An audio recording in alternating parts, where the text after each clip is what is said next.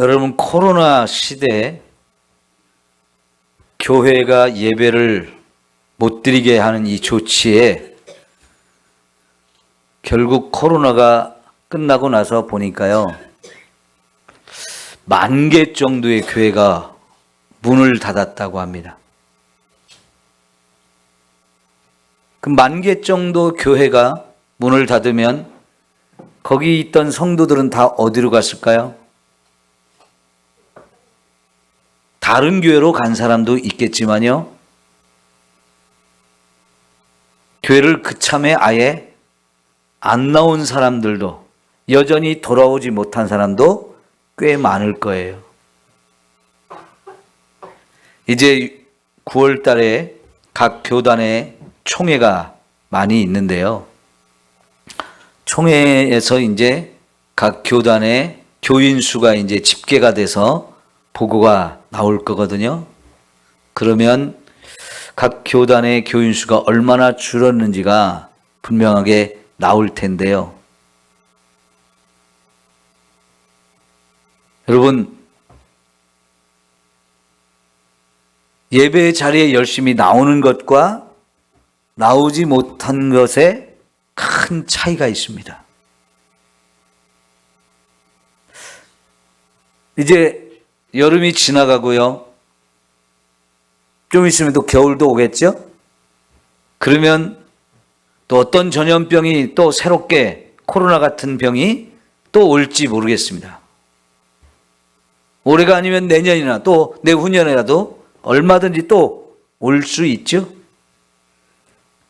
지금까지요, 우리가 이런 겨울에 감기 비슷한 여러 종류의 전염병들이 세계적으로 유행을 했어요. 메르스도 있었고요, 사스도 있었고요, 여러 종류의 이런 질병들이 있었죠. 그 중에 이제 제일 강력했던 게 코로나인데, 다음에는 또 얼마나 더 강력한 게 올지 몰라요. 선지자들의 경고에 의하면 하나님께서 세상을 심판하실 때 전쟁, 기근, 전염병, 이런 질병에 대해서 말씀을 하셨거든요. 그런 것을 통해서 하나님이 세상을 심판하시고, 그런 것들이 결국은 마지막 시대가 점점 우리 곁에 다가오고 있다는 것을 가르쳐 주는 거거든요. 그러면 여러분, 그런 일들에 우리의 신앙이 얼마나 나약한지를 우리가 생각해야 돼요. 코로나 시대에 예배를 못 드리는 것으로 인해서 교회가 문을 닫고 상당히 많은 사람들이 세상으로 떠나갔어요. 믿음을 버리고요. 그것도 젊은이들 층에서 그 숫자가 훨씬 더 많았습니다. 점점 저와 여러분이 신앙생활하는 것이 어려워지는 시대가 된다고 하는 겁니다. 여러분, 디모데 후서에 보면 말세에 고통하는 때가 온다 그랬습니다. 왜 말세에 고통하는 것이, 고통스러운 게 더 많아질까요? 그게 세상의 풍조입니다. 하나님을 거역하고 하나님을 대적하는 사람들로 인해서, 특별히 예수를 믿는 사람들은 더더욱 신앙생활도 어렵고 사는 것도 고통스러운 때가 올다고 말씀하고 있어요. 그러면 여러분, 저와 여러분은 그런 때 신앙을 정말 잘 지킬 수 있을까요? 이것이 오늘 저와 여러분들이 진지하게 생각해 보아야 할 부분입니다. 골로새 교회에 여러 이단 사상들이 자꾸만 들어왔거든요. 이 교회들을 개척하고 성도들을 돌보던 에바브라라고 하는 이 교회 지도자가 지금 교회 안으로 뭔가가 자꾸 들어오는데, 잘못된 사상이 들어오는데 자기 힘으로는 감당을 못했던 것 같아요. 그래서 바울이 로마에 갇혀 있다는 얘기를 듣고 거기를 달려갔습니다. 그리고 이런 상황을 보고하고 어떻게 하면 좋겠습니까? 해서 바울이 그들을 위해서 기도하고 그리고 편지를 써서 보낸 게 골로새서잖아요. 여러분, 바울이 자유의 몸이었으면 그 얘기를 듣자마자 에바브라와 함께 골로새까지 뛰어갔을 겁니다. 한 걸음에 뛰어갔을 거예요. 그런데 지금 바울이 옥에 갇혀있는 상황으로, 더구나 로마 황제의 재판을 받아야 되는, 그래서 기다리고 있는 중이기 때문에 갈 수가 없잖아요. 그래서 골로새 교회 이야기를 들은 바울은 먼저 그들을 위해서 충분히 기도를 하고 그리고 그들을 위해서 편지를 써 보냈습니다. 지난주에 우리가 보았던 2장 4절 말씀 다시 한번 확인해 봅시다. 시작. 내가 이것을 말함은 아무도 교묘한 말로 너희를 속이지 못하게 하려 함이니. 여러분, 교묘한 말로 속인다는 겁니다. 우리가 하나님을 믿고 있는데, 예수님을 믿고 있는데, 예수님을 믿고 있는 우리들을 교묘한 말을 가지고 와서 속이는 사람들이 지금 골로새 교회에 들어온 거예요. 그런 것을 보면서 거기에 대처할 수 있는 방법, 이거를 이제 바울이 가르치는 내용이 이 골로새인데요. 자, 여러분, 이것을 대처하기 위해서 첫 번째로 중요한 것은 뭐냐면 3절이었어요. 3절 다시 볼게요. 2절 3절이네요. 시작. 이는 그들로 마음의 위안을 받고 사랑 안에서 연합하여 확실한 이해의 모든 풍성함과 하나님의 비밀인 그리스도를 깨닫게 하려 함이니 그 안에는 지혜와 지식의 모든 보화가 감추어져 있느니라. 여러분, 거짓말하는 사람들도요, 자기가 지금 거짓말 할 것을 알고 있습니다. 거짓말을 하려고 합니다. 그런데 거짓말을 할 때 내가 거짓말하는 것이 드러나게, 누가 들어봐도 저 거짓말이야, 이렇게 뻔한 거짓말로 알게 거짓말을 하겠습니까? 아니면 거짓말이 아닌 것처럼 아주 교묘하게 말을 꾸며가지고 그렇게 하겠습니까? 저 하선이 보고 거짓말하라고 하면요, 들어보면 이거 거짓말이다, 뻔히 드러나게 그렇게 거짓말을 할 수밖에 없어요. 그게 애들이잖아요. 그런데 여러분, 나이를 조금이라도 먹으면 어떻게 거짓말합니까? 속아 넘어가게 거짓말을 해요. 제가 군에 있을 때요, 방위를 받았잖아요. 방위를 받는데 아침 저녁으로 출근했다가 퇴근을 해요. 그런데 우리 고참 하나가 자기 부모님들 연세가 드셨는데 어떻게 거짓말을 해서 돈을 타가지고 술 처먹고 담배 피고 했는지를 얘기하는데요, 뭐라고 하냐면은 부대에서 총을 다 이렇게 군인들한테 주잖아요. 그 총에 부속을 잃어버렸다고. 그게 이제 놀이새뭉치라고 하는 거거든요. 여러분, 놀이새뭉치가 뭔지 알아요, 몰라요? 모르지요. 여자분들은 더더욱 모르고요, 연세부 드신 분은 더더욱 몰라요. 놀이새뭉치라는 걸 잃어버렸다고, 그거 사놓지 않으면 영창 가야 된다고, 빨리 돈 달라고 그렇게 거짓말을 했대요. 우리 이호농 장로님, 놀이새뭉치가 혹시 뭔지 아시나요?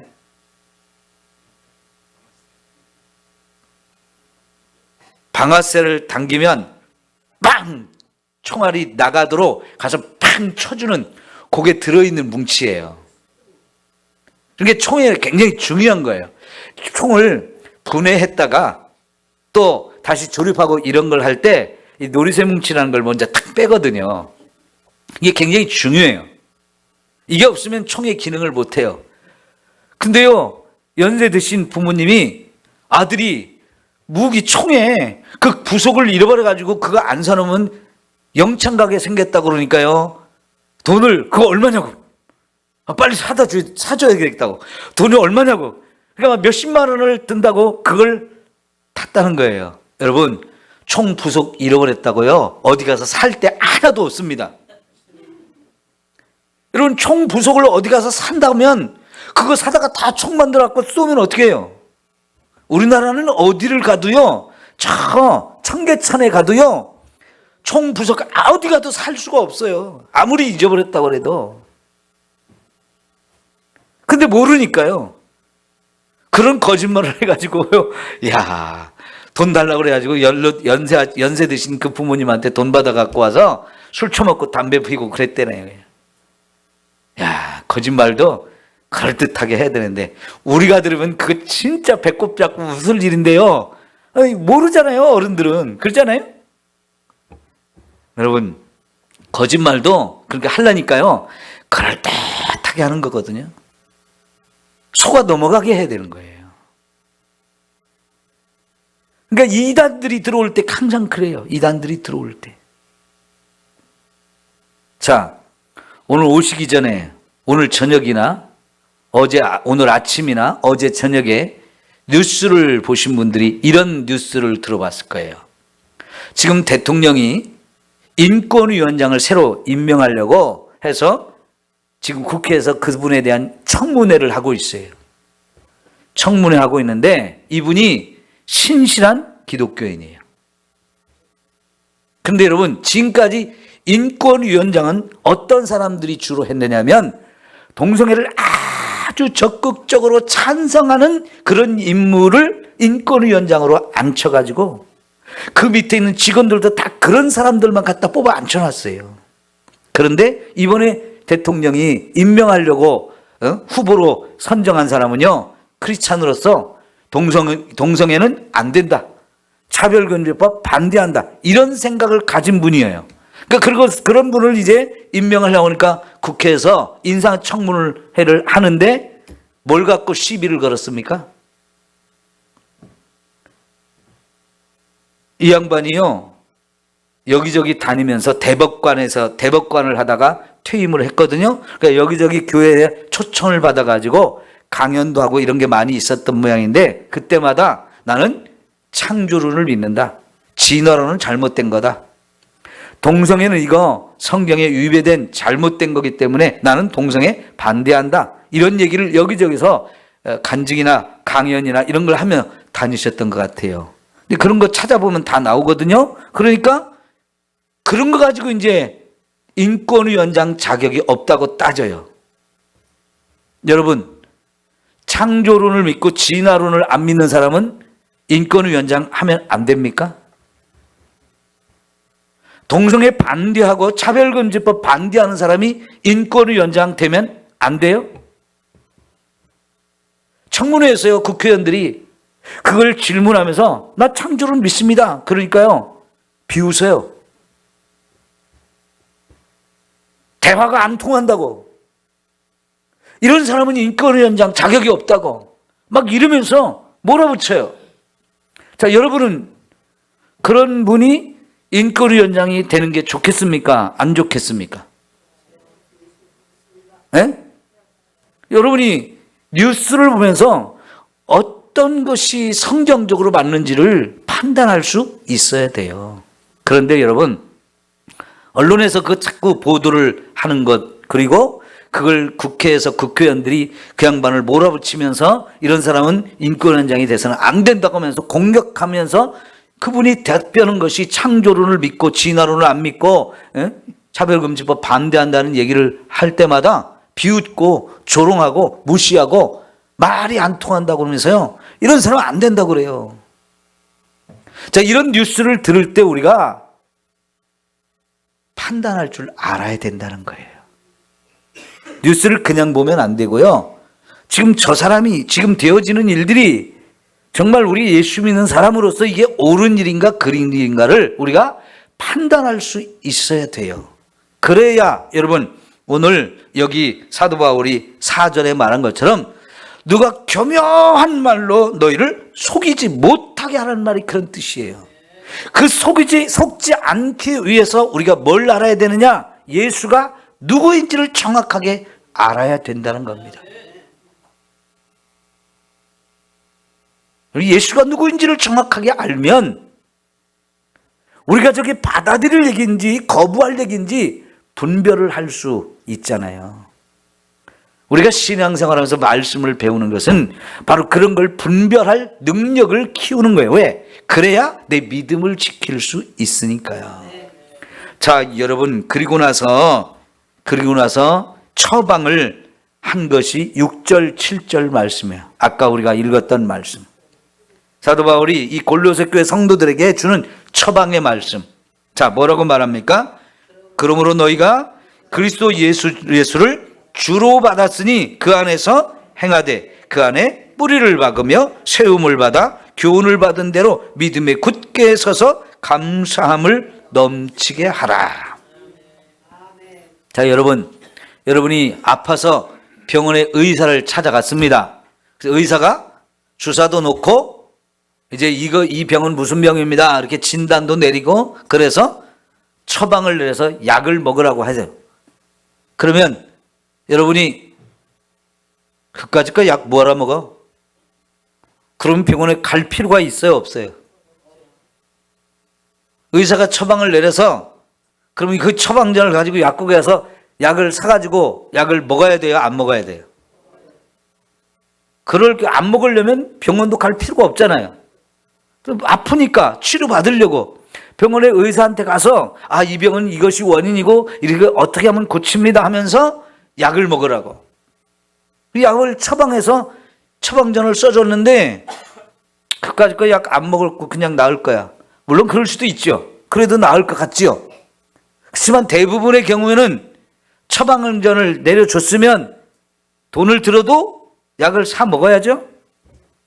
여러분, 우리나라는요 이 건강보험이 참 잘 돼가지고 미국하고 우리하고 비교해 보면 병원에 가는 것도 쉽고 의사를 만나는 것도 쉽고 의사한테 처방받는 것도 아주 쉬워요. 그것도 돈도 아주 조금 들여도 돼요. 미국에서 여러분 어떤 병으로 감기에 걸려서 병원에 가려면요 감기조차도 몇 달 후에 오라고 그래요. 아니 그럼 몇 달까지 감기 걸려서 끙끙 앓아야 됩니까? 감기는 바로 가서 처방을 받고 바로 약을 먹어야 되잖아요. 근데 감기에 걸려도 의사한테 가서 의사 만나는 일이 몇 달이 걸려요. 그리고 그 돈도 비싸요. 약값도 엄청 비싸요. 보통 여러분 지난번에 우리 동기가 미국에 가기 전에 코로나 걸려가지고 미국 비행기표까지 다 끊었는데 갈 날이 가까웠는데 이거 빨리 나아야 가는데 큰일 났다고 기도해달라고 이렇게 문자를 올렸는데요. 미국에 있는 목사님이 자기도 미국에서 코로나 걸렸는데 의사 만나고 약 받고 하는데 30만 원 들었대. 그것도 금방 가서 의사 만나지도 못하고요. 한참 기다려가지고 그런데 30만 원 들었대요. 우리는 그 정도 아니잖아요. 여러분, 그러면 의사가 처방 내렸으면 약을 먹든지 주사를 맞든지 해야 될 거 아니에요. 그죠? 주사 무서우니까 안 맞을래. 그러면 안 되잖아요. 그럼 똑같은 얘기예요. 지금 사도 바울 같은 사람이 골로새 교회 이 이단들이 들어와서 문제 생긴 거 그거를 해결하기 위해서 내린 처방이 뭐냐? 너희가 그리스도 예수를 주로 받았으니 그 안에서 행하라. 이게 처방이에요. 예수 안에서 행하라. 다시 말하면 예수 안에서 살아라 라고 말씀하시죠. 그런데 너희는 어떤 사람이냐? 그리스도 예수를 주로 받은 사람이다. 그리스도 예수를 주로 받은 사람이기 때문에 다시 말하면 예수를 믿는 사람이 됐다는 거예요. 예수를 믿는 사람, 그래서 구원을 받은 사람이 되었으니까 너희는 이제부터 더더욱 주님 안에서 살아라. 삶의 자리가 어디라는 거예요? 주님 안에. 거기서 살라는 거예요. 벗어나지 말고 주님 안에서 살아라는 거예요. 여러분 내일 아침에 새벽에 볼 말씀이 민수기 35장 도피성에 관한 이야기인데요. 살인자가 도피성으로 도망가면 안 죽을 수도 있어요. 살인자가 돌아다니다가 걸리면 누구한테 걸려도 죽을 수 있거든요. 근데 살인을 저지른 사람 중에는 고의로 사람을 죽인 사람도 있지만 우발적으로 사람을 죽였을 수도 있잖아요. 돌을 던졌는데 거기 사람인 줄 모르고 던졌는데 돌에 맞아 죽었어. 의도적으로 죽이려고 던진 게 아니고 사람이 있는 줄 모르고 던졌는데 사람이 맞아 죽었어요. 그러면 고의적으로 그냥 죽인 게 아니고 우발적으로 일어난 사건이잖아요. 그러면 이런 사람은 살인자이지만 도피성으로 빨리 도망가서 거기서 재판을 받고, 그래서 이거는 고의적으로 죽은 게 아니다. 그러면 이 사람은 살 수 있어요. 근데 조건이 뭐냐면 도피성 안에서만 살라는 거예요. 도피성 안에. 근데 이 사람이 도피성 안에 살라고 그랬는데 성을 벗어나서 성 밖에 나갔어요. 그러면 그건 아무도 누가 죽여도 그건 할 말이 없다는 거예요. 성 안에 있을 때 보호를 받지, 성을 벗어나면 그를 죽이려고 하는 사람이 기다리다가 죽이면 그거는 죽어도 싸다는 거예요. 여러분, 주 안에서 행하라는 말이 그런 의미예요.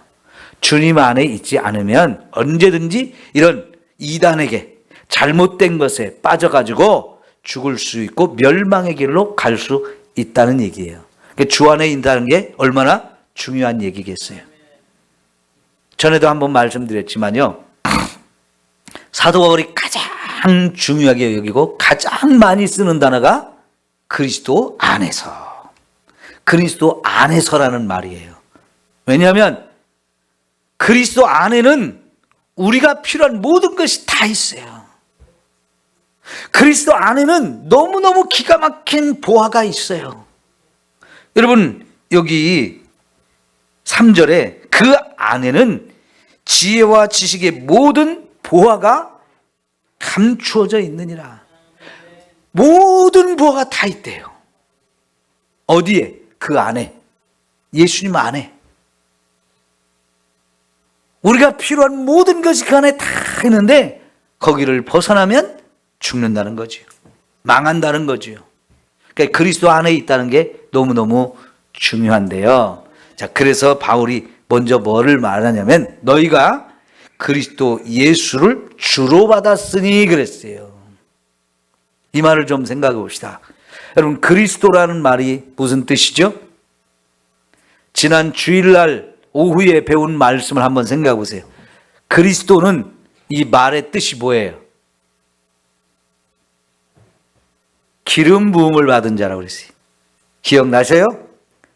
대제사장 임명식, 위임식을 했잖아요. 그럴 때 기구에도, 성막 기구에도 다 기름을 바르고 입는 옷에도 기름을 바르고 특별히 제사장들 엄지손가락, 엄지발가락, 엄지 요 오른쪽 귓불이 이런 데다가 기름을 바르게 했어요.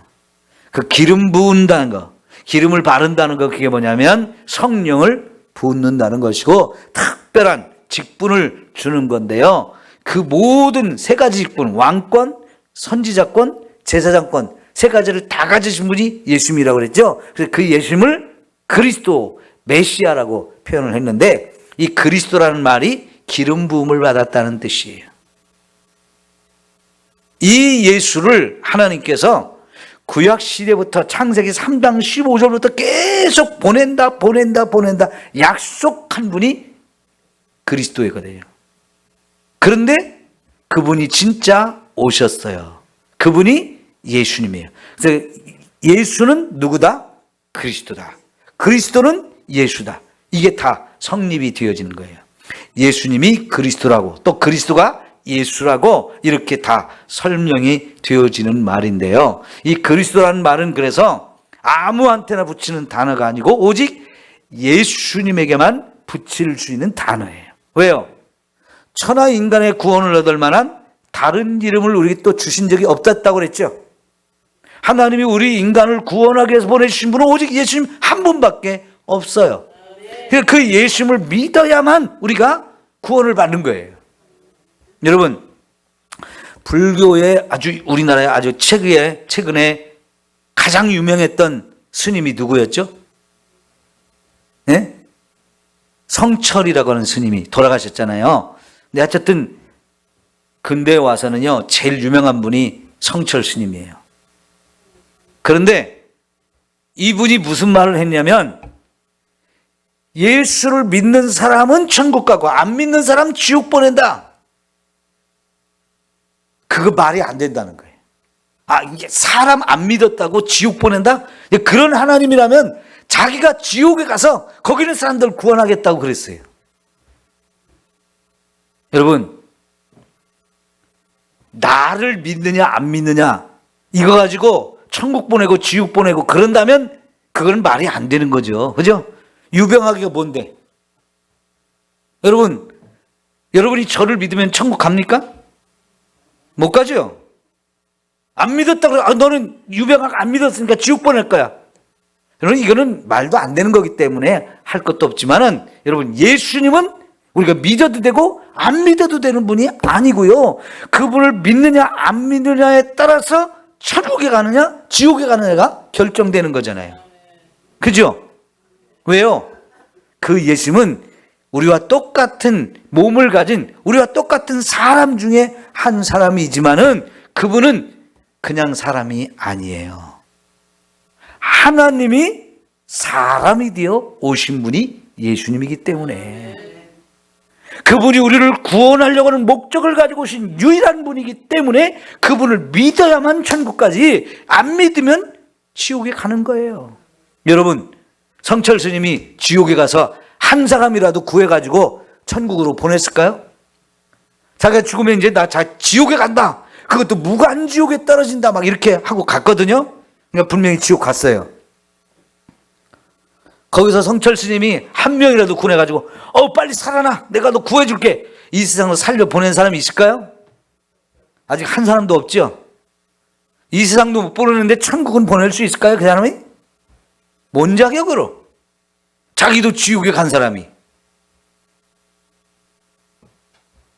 그 사람은 아무리 유명했어도요, 아무리 돌을 닦았어도요, 한 사람도 구원할 자격과 능력이 없는 사람이지만 예수님은 하나님이 직접 사람이 되어 오신 분이에요.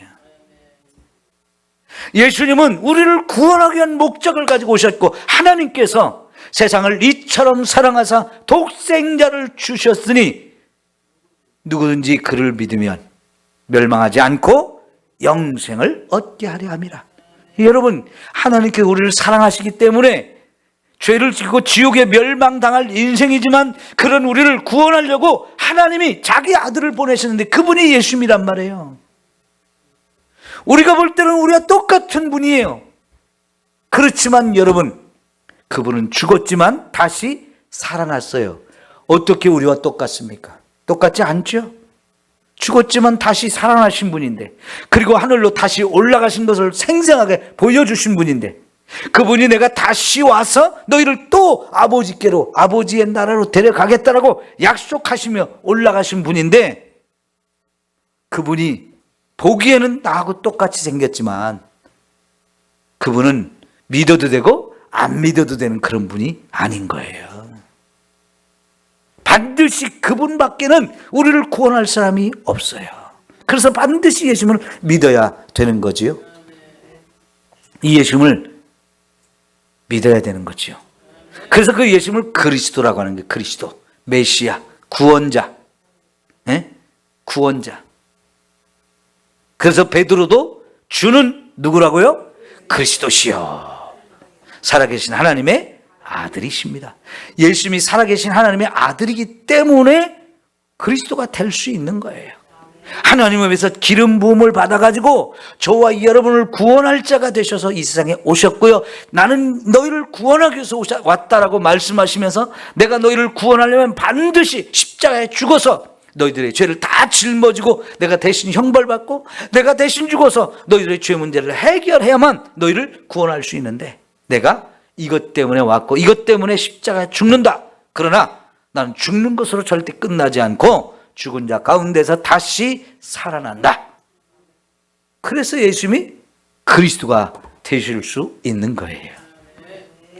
여러분, 지금 바울이 그리스도 예수를 주로 받았으니 했을 때 이 그리스도란 말이 그렇게 중요한 거예요. 그 다음에 예수란 말, 예수님의 이름이거든요. 마리아와 요셉을 통해서 이 세상에 태어난 사람, 그 가정에 태어난 사람. 물론 요셉은 예수님이 태어나는데 한 일이 없어요. 그들이 아직 부부가 되기 전에 하나님이 성령으로 잉태했을 뿐이고, 그의 집에 태어나서 아버지 역할을 하면서 예수님을 길러내는 일은 했지만, 어쨌든 그렇게 해서 태어나신 예수님, 그 마리아의 몸을 통해서 사람의 아들로 태어나신 분이 예수님이라, 그 이름을 예수라고 하나님이 직접 이름까지도 정해주셨죠. 그 사람의 아들로 태어난 분이란 뜻, 인성을 가지신, 우리와 똑같은 인간의 몸을 가지고 이 땅에 오신 사람의 아들 예수님이라는 것을 말하는 겁니다. 여러분, 왜 하나님의 아들이 사람이 또 되셔야 했을까요?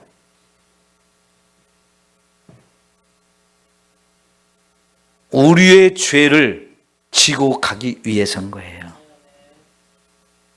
하나님의 아들로만 이 땅에 오셨다면 그분은 우리의 죄를 담당할 자격이 없어요. 사람의 죄를 사람이 대신 짊어질 수 있는 거예요. 그러니까 예수님이 굳이 하나님의 아들인데도 사람의 아들이 되셔야 했던 이유는 그래야만 우리의 죄를 대신 짊어질 수 있기 때문에, 그래서 죽어줄 수 있기 때문에, 그래서 예수님은 반드시 사람의 아들로도 태어나야 하셨던 거지요. 그래서 예수님은 하나님의 아들인 동시에 사람의 아들, 이 두 가지를 다 가지신 유일한 분이 되셨고요. 그래서 그분이 저와 여러분이 진짜 십자가에 죽어가지고 우리의 죄 문제, 그리고 부활하시면서 죽음의 문제까지 다 해결해가지고 우리를 완벽하게 구원할 수 있는 이 엄청난 일을 이루어 내셨습니다. 그 예수를 믿으라고, 그 예수를 믿으면 구원받는다고 가서 복음을 사도 바울과 또 에바브라가 이렇게 가서 전했을 때 골로새 교회 성도들이 그 복음을 듣고 그러면 내가 예수 믿겠다고. 그래서 골로새 성도들이 예수를 믿는 사람이 되었잖아요. 그죠? 그래서 그걸 주로 받았다라는 표현을 썼어요. 주님으로 모셨다. 예수님을 주인으로 모셨다. 여러분, 예수님을 믿는다는 것은 예수님이 내 인생의 주인이 된다는 뜻이에요. 제가 많이 했던 단어 중에 하나가 인생이 내 마음대로 안 된다는 말이죠. 여러분, 왜 인생이 내 마음대로 안 될까요? 내가 하고 싶은 것도 많고, 그래서 계획도 많이 세우고, 그거 이루고 싶어서 막 노력도 하는데 인생이 왜 내 마음대로 안 될까요? 내 인생의 주인이 내가 아니기 때문에 그래요. 그럼 인생은 누구 마음대로 될까요? 왜요? 하나님이 내 인생의 주인이니까 그래요. 하나님이 왜 나의 인생의 주인입니까? 그분이 나를 창조하신 분이잖아요. 그분이 지금도 나를 다스리고 계시잖아요. 이 세상의 역사는 하나님이 주관하고 계신단 말이에요. 그래서요, 저와 여러분의 인생이 내 마음대로 안 된 것이 너무나 감사한 거고요, 내 마음대로 안 된 거, 그거 한탄할 거 없어요. 우리 인생은 하나님이 이끌어 가셔서 하나님 뜻대로 반드시 됩니다.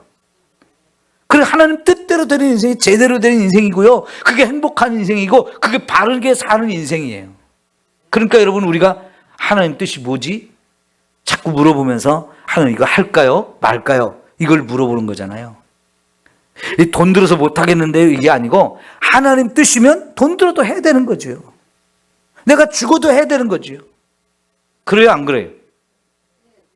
네, 여러분, 하나님은요 내 인생의 주인이셔요. 내가 내 인생의 주인이 아니기 때문에 내 뜻대로 안 되는 거예요. 내 마음대로 안 돼요. 반드시 저와 여러분의 인생은 하나님 뜻대로 가게 되어 있어요. 내가 그걸 몰라가지고 딴 길로 가잖아요. 그럼 하나님은 그거 안 돼, 이쪽으로 가야 돼, 자꾸 저와 여러분을 간섭하시면서 우리를 이끌어 주시기 때문에 결국은 저와 여러분의 인생은 하나님 뜻대로 가게 되어 있어요. 그러니까 여러분, 하나님 뜻 무시하고 나 이거 하고 싶다고 괜히 고집 부리다가 뒤통수 얻어맞지 마세요. 네? 미리미리 물어보고 하나님 뜻이라면 아이고 알겠습니다 하고 순종하게 하면 하나님이 얼마나 기뻐하실까요? 얻어 터지지 않아도 되고 실패하지 않아도 되고, 네? 그게 제일 좋고 제일 아름다운 인생이니까요. 항상 물어보세요, 하나님께. 이거 해야 될까요? 말아야 될까요? 그래서 하나님 뜻이라면 힘들어도 해야 되는 거고, 손해봐도 해야 되는 거고요.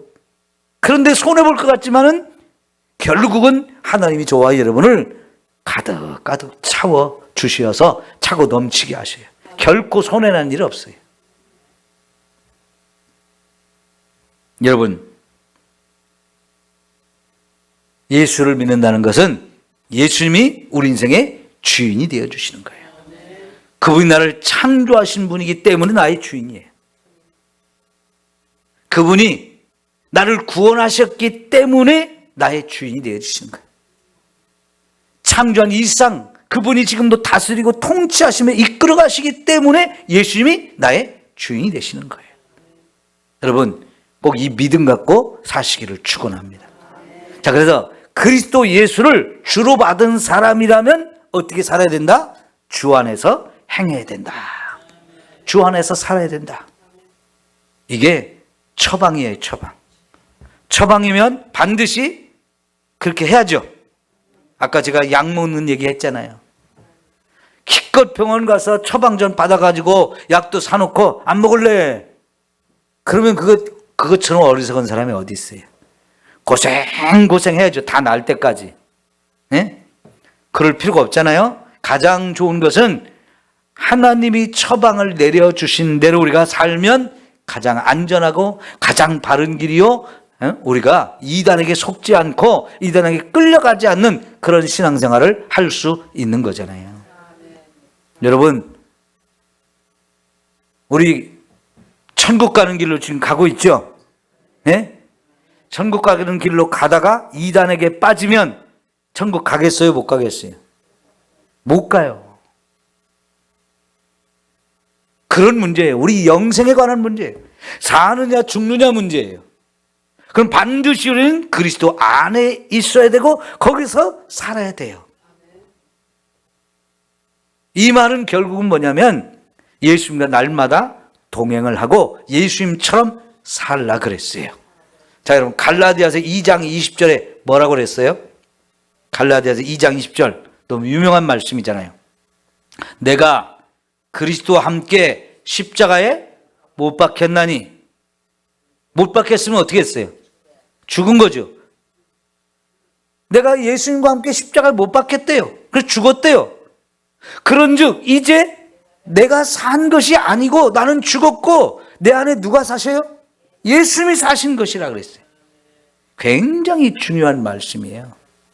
내가 그리스도와 함께 십자가에 못 박혔나니 죽었다는 거예요. 그런지 이제 내가 사는 게 아니에요. 내 인생인데 내가 사는 게 아니고 내 안에 계신 그리스도가 내 인생을 살아주셔요. 이런 인생이 그리스도 안에 있는 인생인 거예요. 그리스도 안에 있다는 것은 그리스도와 한 몸이 되었다는 것이고 그리스도와 연합했다는 것이고 그리스도와 하나가 되었다는 뜻이에요. 그러니까요, 예수를 믿는다는 것은 예수님이 십자가에 죽으실 때 나도 한 몸이 되어서 예수님과 함께 십자가에 죽은 것이고 나는 죽었으니까 이제 내 마음대로 사는 게 아니고 내 안에 예수님이 와 계셔서 내 인생을 예수님이 살고 예수님이 이끌어가고 계신데 따라가면 되는 거예요.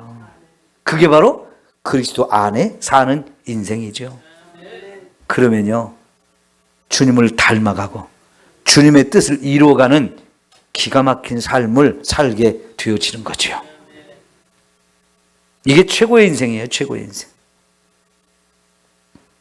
그리고 나서 이렇게 하려면 그리스도 안에 뿌리를 박아라. 나무, 식물을 비유해서 말하고 있어요. 저와 여러분이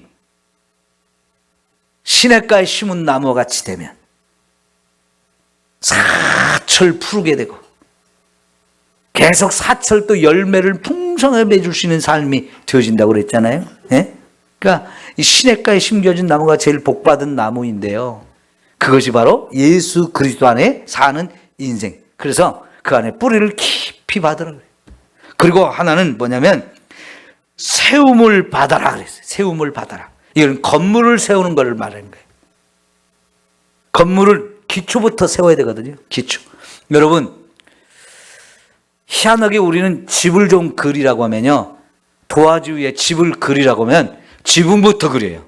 위에서부터 쫙 지붕 세우고 지붕 덮어놓고 벽을 세우고 문을 만들고 그러지요.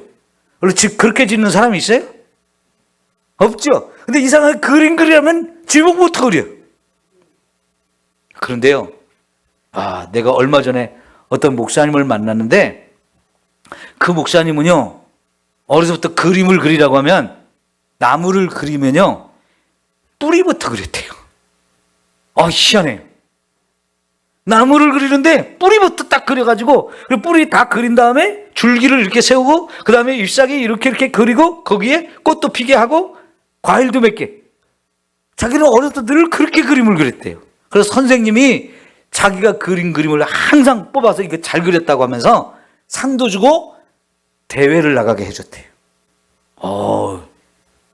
진짜 그런 사람은 상 받아야죠. 그죠?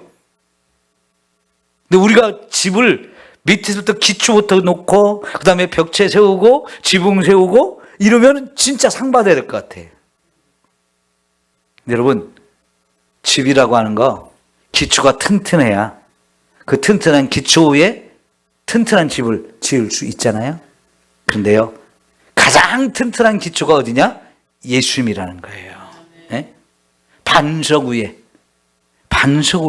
집을 짓는 것처럼 예수님 위에 우리의 집을 세우는 거, 이게 든든하고 가장 좋은 집이 되어줄 수 있는 거지요. 자, 그래서 교훈을 받은 대로 믿음에 굳게 서서 감사함을 넘치게 하라. 믿음으로 굳건히 서라는 거예요. 예? 그러니까 우리가 믿음, 예수님을 믿는 이 믿음 얼마나 중요한지 모르겠어요. 이 믿음, 여러분, 든든한 믿음, 살아있는 믿음을 가지고 우리가 살면 감사가 넘쳐나게 되어줄 줄 믿습니다. 아무리 우리를 와서 흔들어대는 것들이 있다 할지라도요, 흔들리지 않으려면 뿌리도 깊이 받아야 되고, 반석 위에 든든하게 세워진 집이 되면 그런 거 전혀 걱정이 없는데, 그게 바로 예수님 안에서 행하는 것이다 하는 거죠. 여러분, 예수님을 떠나지 마세요. 항상 예수님 안에 있어야 됩니다. 그래서 이게 처방이란 말이죠. 예수님 안에 있든지 밖에 있든지 나는 괜찮아. 절대로 그렇지 않아요. 세상은요, 여러분, 암탉이요, 병아리들 몰고 다니다가 꼬꼬꼬꼬 하면 벌써 위험 신호가 있으니까요, 새끼들이 어떻게 돼? 병아리들이 막 엄마한테 막 달려가면요, 탁 날개를 펴면 그 안으로 쏙 들어가지고 날개 품 안에 탁 품습니다. 야, 어려서 그런 그 모습을 집에서 보면요, 얼마나 신기한지. 그 엄마 품에 딱 들어가면요, 병아리들이 안전해요. 에? 정말 안전해요. 그것처럼 예수님 안에서 우리가 살아야 된다는 거, 그러려면 예수님을 제대로 알아야 돼요. 그래야 흔들리지 않고 속지 않고 넘어지지 않고 믿음 위에 굳건히 서서 저 천국까지 저와 여러분 모두가 가게 되어줄 줄 믿습니다. 기도합니다.